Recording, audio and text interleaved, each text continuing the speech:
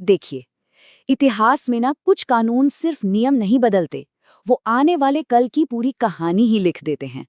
आज हम ऐसे ही एक कानून को समझेंगे। 1909 का भारत शासन अधिनियम, जिसने भारत की राजनीति की दिशा हमेशा के लिए मोड़ दी। तो सवाल ये उठता है कि आखिर 1909 के इस एक्ट में ऐसा था क्या जिसने इसे इतना विवादास्पद और प्रभावशाली बना दिया?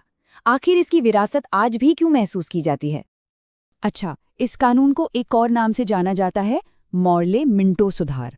और ये नाम जुड़ा है दो ब्रिटिश अधिकारियों से जिनकी सोच ने इस सुधार को आकार दिया। एक थे लॉर्ड मॉर्ले, जो लंदन में बैठकर भारत के सेक्रेटरी ऑफ स्टेट थे, और दूसरे थे लॉर्ड मिंटो, जो भारत में वाइसरॉय के तौर पर ब्रिटिश राज का चेहरा थे। इन दोनों की जुगलबंदी ने ही इस अधिनियम को जन्म दिया, और इसीलिए इसे मॉर्ले मिंटो सुधार कहा गया। और हाँ, आगे बढ़ने से पहले एक बात साफ कर दें, हम जो भी बात कर रहे हैं वो सीधे इन ऐतिहासिक दस्तावेजों से ली गई है। हम कहानी को बिल्कुल वैसे ही समझ रहे हैं जैसे इसे दर्ज किया गया था। तो इस एक्ट का सबसे ज्यादा कंट्रोवर्शियल और सबसे दूर तक असर डालने वाला जो प्रावधान था, वो था पृथक निर्वाचन प्रणाली। तो आखिर ये सिस्टम था क्या? इसे ऐसे समझिए, ये एक ऐसी व्यवस्था थी जहां मतदाता और उम्मीदवार दोनों एक ही समुदाय के होते थे। यानी कुछ सीटें किसी खास समुदाय के लिए रिजर्व कर दी गई और सिर्फ उसी समुदाय के लोग उन सीटों के लिए वोट डाल सकते थे। और 1909 के अधिनियम ने ये अधिकार सबसे पहले मुस्लिम समुदाय को दिया। मतलब साफ था, मुस्लिम सीट के लिए उम्मीदवार भी मुस्लिम होगा और उसे चुनने वाले मतदाता भी सिर्फ मुस्लिम होंगे। ये भारतीय राजनीति में पहले कभी नहीं हुआ था, एक बहुत ही बड़ा बदलाव था। लेकिन इस एक्ट ने सिर्फ चुनावी राजनीति को ही नहीं बदला, इसने पहली बार किसी भारतीय के लिए पावर के सबसे ऊंचे गलियारों का दरवाजा भी खोला।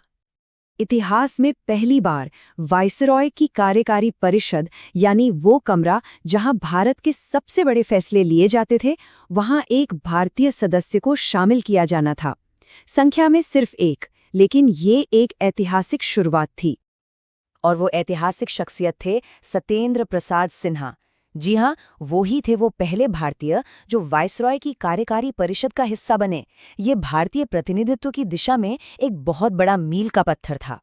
तो रिप्रेजेंटेशन में बदलाव के साथ साथ इस एक्ट ने विधान परिषदों की शक्तियों को भी बढ़ाया, ताकि जो भारतीय सदस्य थे उनकी भूमिका और असरदार हो सके। सदस्यों को दो नई और बहुत जरूरी शक्तियां मिली। पहली, बजट पर वोट करने का अधिकार, यानी अब वो सरकारी खर्च पर अपनी राय रख सकते थे। और दूसरी, पूरक प्रश्न पूछने की शक्ति। इसका मतलब समझिए, अब वो सरकार को सिर्फ एक जवाब देकर भागने नहीं दे सकते थे, बल्कि और गहराई से पड़ताल कर सकते थे। तो चलिए सब कुछ समेट लेते हैं। 1909 के मॉर्ले मिंटो सुधारों की 3 बड़ी बातें क्या थीं? पहला, मुसलमानों के लिए पृथक निर्वाचन की शुरुआत। दूसरा, वाइसरॉय की कार्यकारी परिषद में पहले भारतीय की एंट्री। और तीसरा, विधान परिषद की शक्तियों को बढ़ाना। और यहीं आकर इतिहास एक बहुत बड़े सवाल पर ठहर जाता है। क्या ये सुधार आखिर भारत को जोड़ने की कोशिश थे, या फिर फूट डालो और राज करो की नीति का एक नया चैप्टर?